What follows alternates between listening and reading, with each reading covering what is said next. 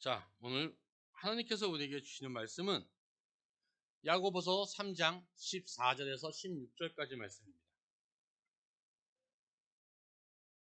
야고보서 3장 14절에서 16절입니다. 자, 함께 봉독하겠습니다. 그러나 너희 마음속에 독한 시기와 다툼이 있으면 자랑하지 말라. 진리를 거슬러 거짓말하지 말라. 이러한 지혜는 위로부터 내려온 것이 아니요 땅 위의 것이요 정령의 것이요 귀신의 것이니 시기와 다툼이 있는 곳에는 혼란과 모든 악한 일이 있습니다. 아멘. 자, 저는 오늘 이 야고보서 3장 14절에서 16절까지의 말씀을 가지고 시기하지 말라라는 제목으로 함께 은혜 받고자 합니다. 아마 저희 교회에서 눈치 이렇게 빠르신 분이 있을 거라고 생각합니다. 제가 계속해서 하지 말아야 될 거에 대해서 설교를 하고 말씀을 나누고 있습니다. 맨 처음엔 하지 말아라, 분노하지 마라. 그 전에는 뭐였죠? 낙심하지 마라. 그리고 염려하지 마라. 그리고 오늘은 시기하지 마라. 나에 대해서 이야기하고 있습니다. 그래서 제가 설교를 하지 마라 시리즈로 할 제목을 이렇게 정할까 하려다가 어떻게 하다 보니까 안 했는데, 제가 이 얘기도 안 하면 다들 모르실까봐 지난번부터 누가 낙심하나? 왜 낙심하지 말라고 하시지? 누가 염려하나? 왜 염려하지 말라고 이렇게 설교하시지? 라는 식으로 생각하실까봐 이렇게 이야기합니다. 여러분, 남자들이라면 아마 몇 번씩 읽었을, 여자분들도 알고 계실 삼국지라는 책이 있습니다. 그 책에 보면 이 적벽대전이라는 아주 굉장히 유명한 전쟁 장면이 나옵니다. 이 유비가 이끄는 초나라와 오나라가 동맹을 맺고 조조가 이끄는 위나라와 전쟁을 합니다. 그런데 유비가 이끄는 그 나라들이 화살이 부족했어요. 그러니까 그 유비의 밑에 책략가인 제갈공명이라는 사람이 걱정하지 마시오. 내가 화살을 금방 다음날까지 만들어 드리겠습니다. 라고 한 다음에 나룻배에다가 짚을 어마어마하게 다 쌓는 거예요. 그리고 그걸 수백 척을 준비하고 있다가 한밤중에 조조가 있는 군대에 가서 꽹과 북소리를 엄청나게 소리를 칩니다. 그러니까 조조의 그 군대들이 놀래서 자다 말고 소리 나는 방향으로 화살을 계속 쏴대죠. 짚에 둘러싸인 그 나룻배가 다 고슴도치가 됐습니다. 그러니까 제갈공명이 화살 잘 쓰겠노라 하면서 또 유유히 도망을 갑니다. 그래서 그 화살을 크게 아주도 금방 만들었다. 그리고 또 이 조조의 군대가 셌는데 조조의 군대들은 수군이 없었어요. 거기는 바닷가 쪽인데. 그러니까 우리가 배를 오랜만에 타면 어떻게 됩니까? 다 배멀미를 하고 중심을 못 잡고 하지 않습니까? 조조가 고민하고 있는데 첩자를 보냅니다. 그 다음에 이렇게 조언을 하게 하죠. 배를 다 쇠사슬로 엮어서 평지처럼 만들면, 그러면 아무 문제 없지 않겠느냐. 그래서 조조가 그 배리를 전부 쇠사슬로 묶으니까 그 다음에 불화살로 그 배리를 전부 다 불태워버립니다.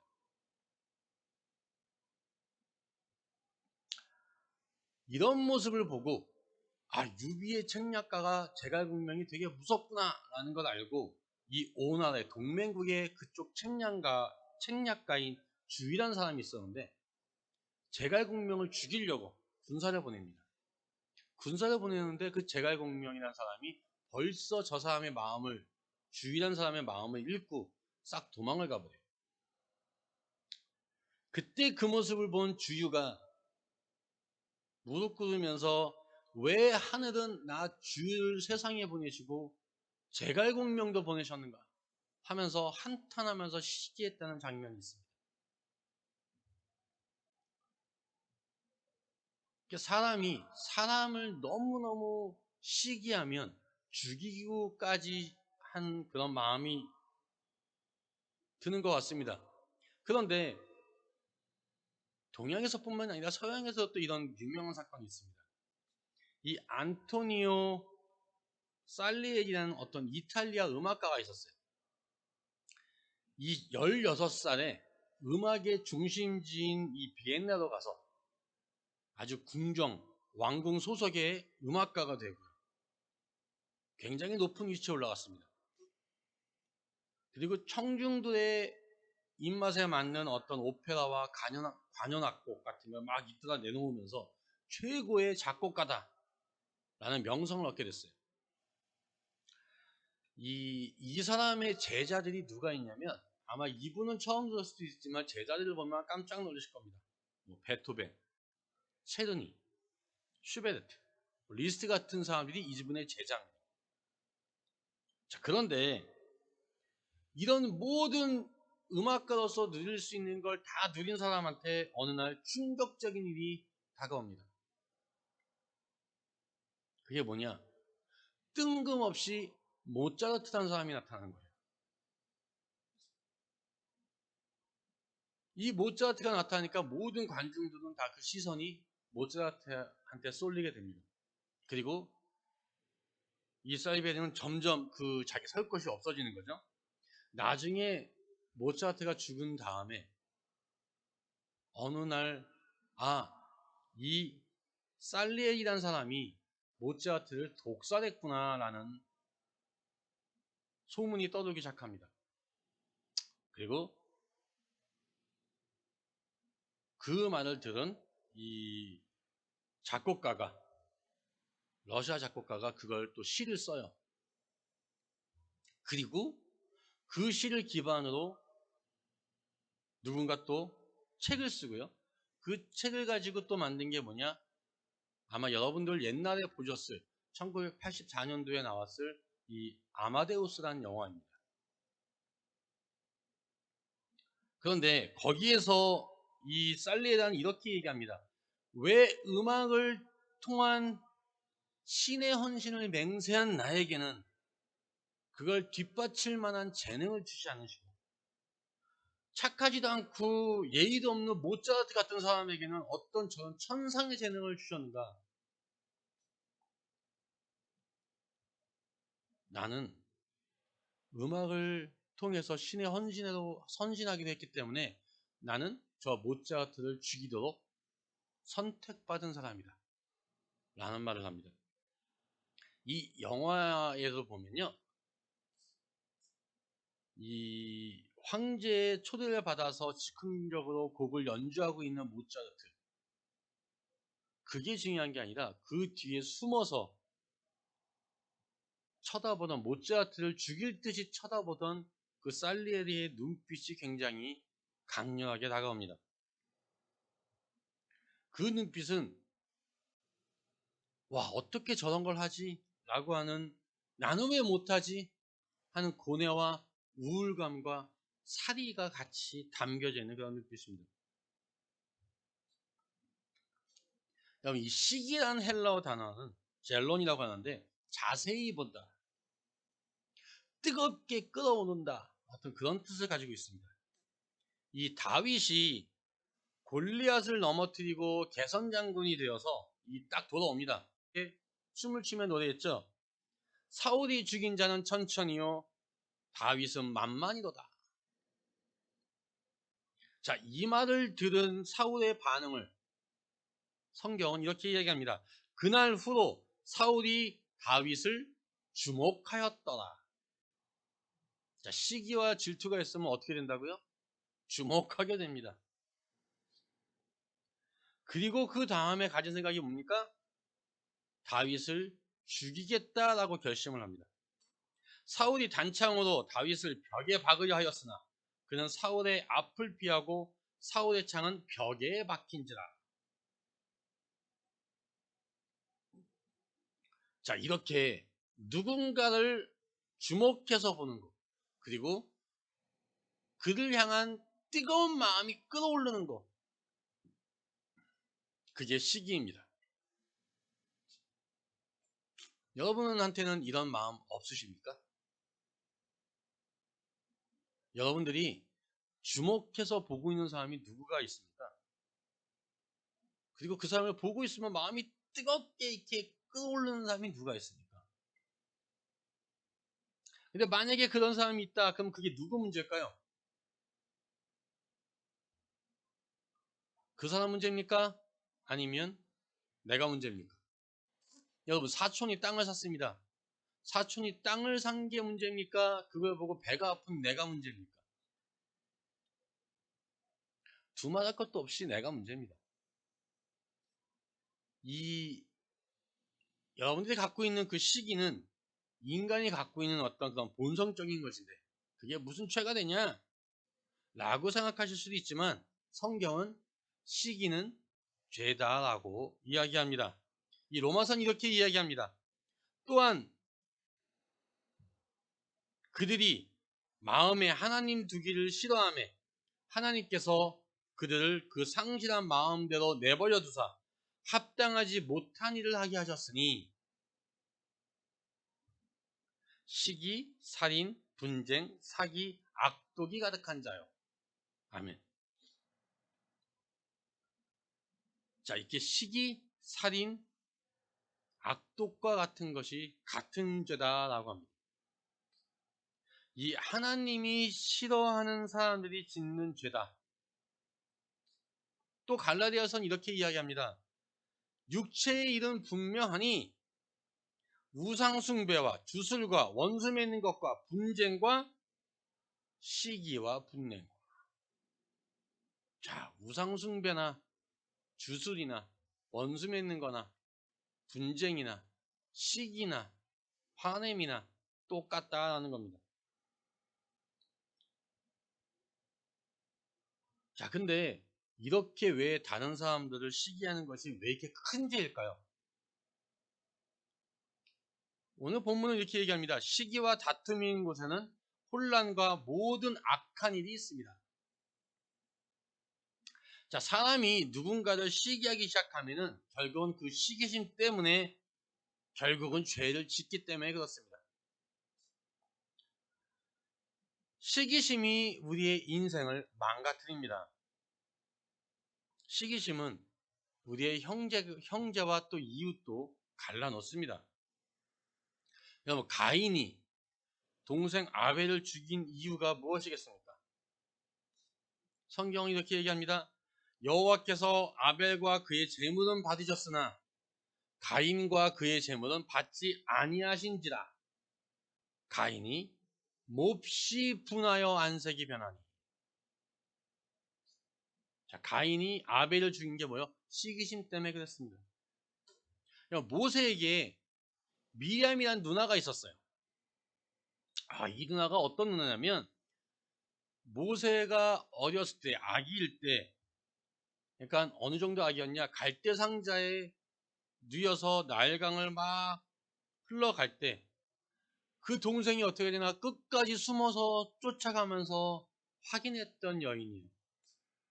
그리고 바로의 딸이 딱 집으니까 제가 마침 좋은 유모랍니다.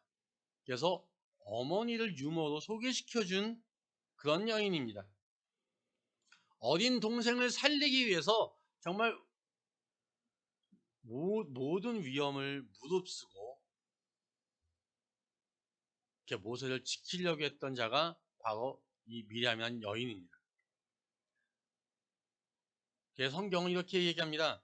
내가 너를 애굽 땅에서 인도하여 내어 종로 타는 집에서 속량하였고 모세와 아론과 미리암을 내 앞에 보냈느니라. 아멘. 자, 이 말이 뭘 뜻하느냐?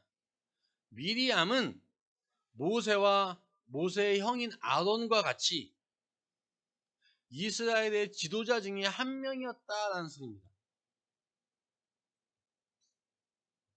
그런데 나중에 이 지도자 중에 한 명이었던 이 미리암에게 모세에 대한 시기심이 들어갑니다. 모세가 이제 구스 여자, 에디오피아 여인을 아내로 얻으니까 미리암이 막 비난을 합니다. 그러면서 이렇게 얘기하죠. 여호와께서 모세와만 말씀하셨느냐? 우리하고도 말씀하지 않으셨느냐?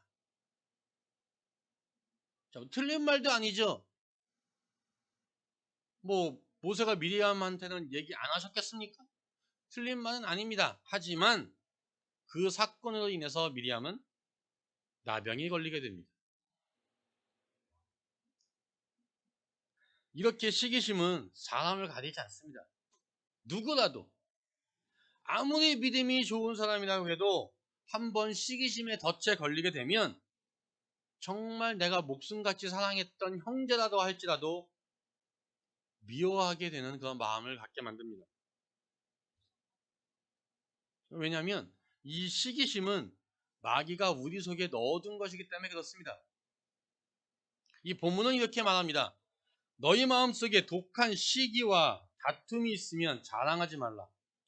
진리를 거슬러 거짓말하지 말라. 이러한 지혜는 위로부터 내려온 것이 아니요 땅 위의 것이요 정령의 것이요 귀신의 것이니. 아멘. 자, 시기는 누가 준 거요? 귀신이 준 것이다 라고 이야기합니다. 여러분, 그 사탄이 하와에게 한 일이 뭔지 아십니까? 너희가 그것을 먹는 날에는 너희 눈이 밝아져서 하나님과 같이 되어 선악을 알 줄 하나님이 아십니다. 자, 사탄은 어떻게 해요? 하와에게 하나님까지 시기하게 만들었어요. 야, 왜 하나님만 선악을 아셔야 되느냐?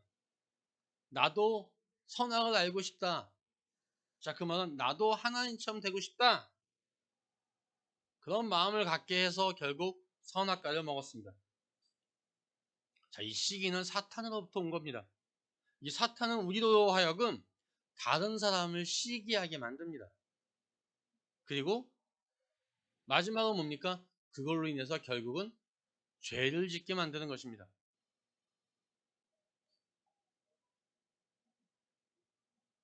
이렇게 마귀가 우리에게 시기심을 이렇게 넣어줬기 때문에 우리 스스로 시기심을 버리는 게 참 어렵습니다. 이런 얘기가 있어요. 어떤 마을에 사이가 굉장히 안 좋은 두 사람이 살고 있었대요. 툭 하면 싸우고 동네를 막 시끄럽게 만드는 거예요. 근데 하늘에서 이 모습을 보고 있던 천사가 야, 이 사람들을 화해시켜야겠다. 내려와서 그 두 사람을 만납니다. 그리고 이렇게 얘기합니다. 지금부터 무엇이든지 한 가지 소원을 들어주겠습니다. 대신 무엇이든지 들어줄 텐데 그 옆 사람한테는 2배를 주겠습니다. 같이 화목하게 잘 하십시오. 그러면 이 천상각에 저한테 100만 불을 주십시오. 그럼 이쪽 200만 불 생기고 이쪽도 100만 불을 주십시오. 그럼 이쪽 200만 불 생기고 똑같지 않습니까? 얼마나 화목합니까?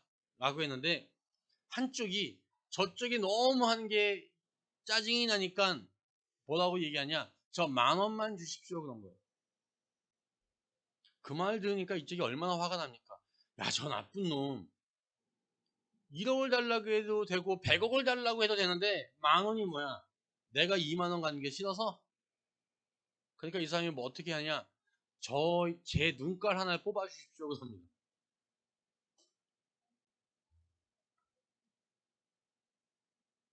자, 우리에게 이런 마음이 없습니까? 눈이라고 하니까 나는 그런 것까지는 안 했어 라고 생각하실지 모르지만 우리는 그런 마음들을 다 조금씩은 가지고 있습니다. 여러분 예전에 지금은 유튜브를 많이 보지만 지금도 또 사람들이 대화하는 걸로는 이 페이스북이라는 걸 참 많이 씁니다. 근데 2013년도에 그 베를린의 홈볼트 대학하고 이 다름슈타트 대학이 연합을 내서 페이스북 사용자 600명을 다 조사를 했습니다. 그랬더니 3명 중에 1명 꼴로 33.3%죠. 페이스북을 방문한 다음에 삶의 불만이 엄청 높아졌답니다. 그 이유가 뭐냐? 상대방들이 뭐만 올립니까? 이쁜 옷 입고 있는 거, 좋은 가방 들고 있는 거, 휴가를 즐기는 모습 이런 것만 올리니까 보면서 어떻게 돼요? 나는 불만이 쌓인다는 거예요. 나는 못하는데. 요즘은 점점 발달해서 사진을 찍으면 어떠한 사람이라도 연예인처럼 나올 수 있고, 또 그걸 또 악용을 해서 옷이나 가방을 비싼 걸 산 다음에 자기 찍는 척 하면서 자동차 키를 싹 보이게 한다든지, 옷을 싹 보여준다든지, 그리고 또 반품을 하고, 이런 사람들이 또 엄청 많다고 합니다. 자랑만 하는 거예요. 근데 또 그걸 보면서 또 사람들이 삶에 불만이 많아진다고 하는 거죠.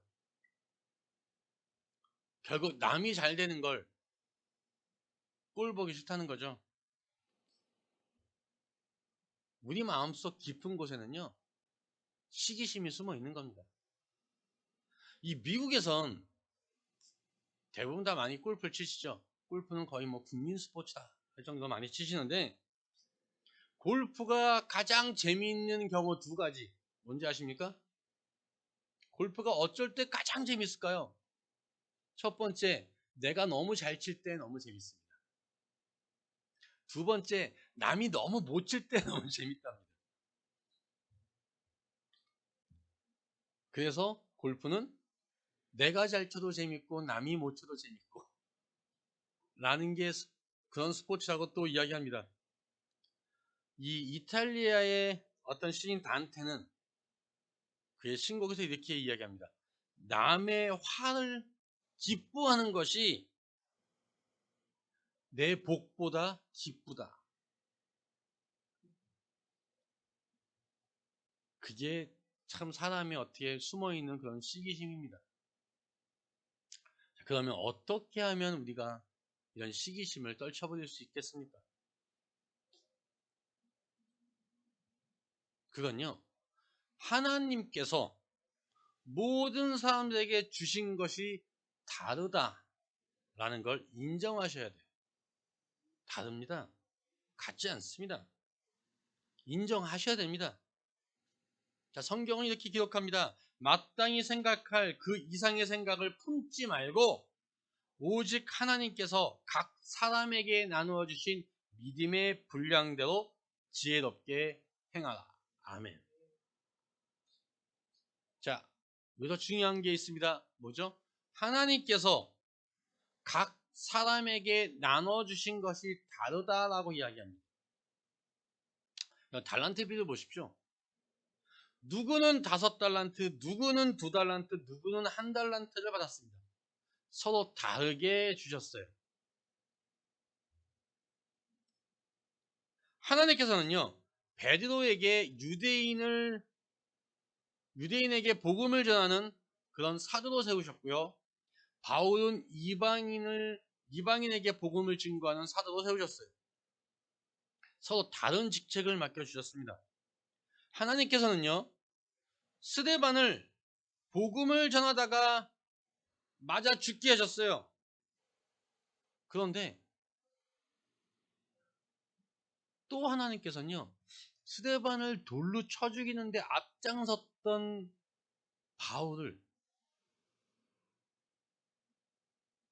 그 바울을 복음 증거하는 일에 또 쓰셨어요. 그래도 그 바울이 감옥에 갇히니까 또 어떻게 하십니까? 지진이 일어나서 감옥 문을 또 열어주셨어요.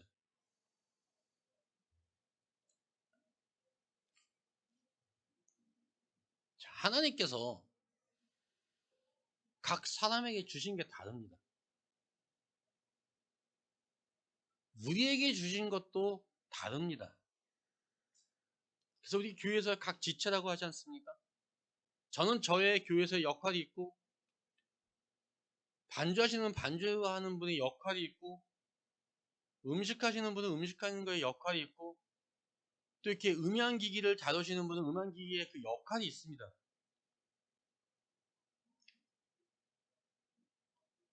하나님께서 우리에게 주신 달란트가 다 다르고, 우리에게 주신 그 사명이 다르고, 우리를 통해서 이루려고 하시는 것이 또 다 다릅니다. 그래서 우리는 비교할 필요가 없어요. 시기할 이유가 없습니다.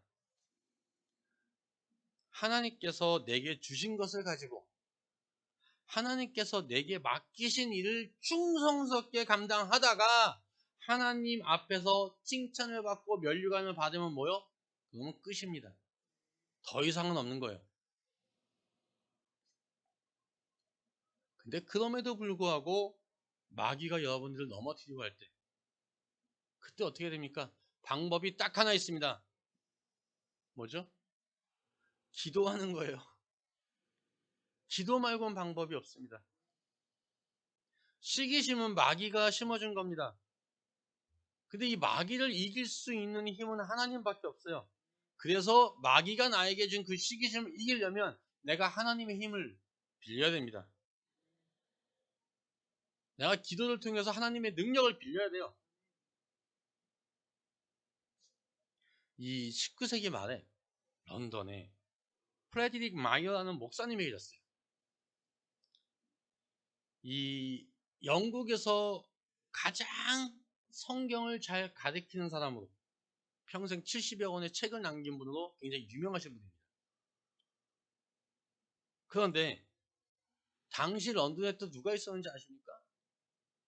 설교의 황태자다라고 불리는 찰스 스펄전이라는 목사님이 계셨어요.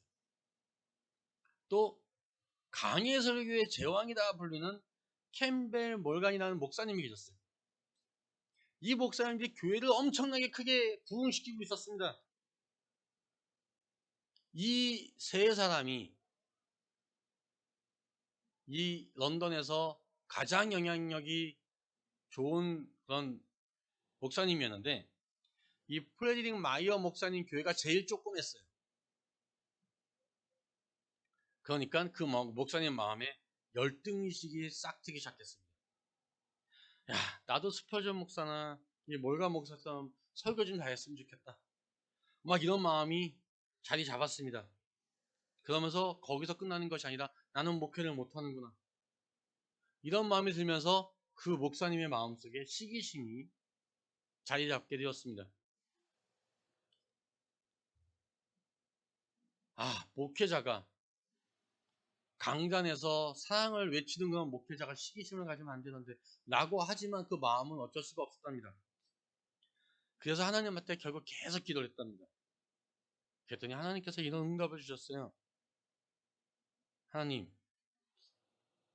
너는 네 마음속에 있는 시기심을 없애는 기도를 그렇게 하니 나는 네가 그 사람들을 위한 기도를 하기 원한다.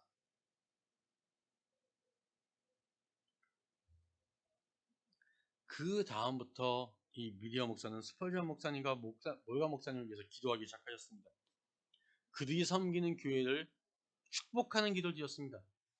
그리고 때로는 본인 교회에서 예배를 드릴 때도 그분들을 위해서 기도합시다라고 하면서 기도를 드리기 시작했답니다. 그리고 항상 마지막엔 그 말을 하셨다고 하죠. 그 교회들이 차고 넘치고 다 해서 더 이상 들어갈 사람이 없거든 우리 교회로 보내주십시오 라고 기도하셨다고 합니다. 이렇게 하였을 때 그분 마음속에 진정한 기쁨과 자유와 해방감을 느낄 수 있었다라는 그런 간증이 있습니다.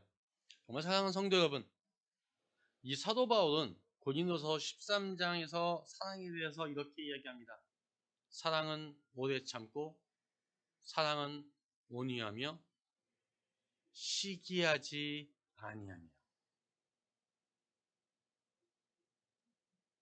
그럼 이 시간 성령님께서 여러분들의 마음속에 있는 그 시기심을 뿌리째 뽑아주시기를 원합니다.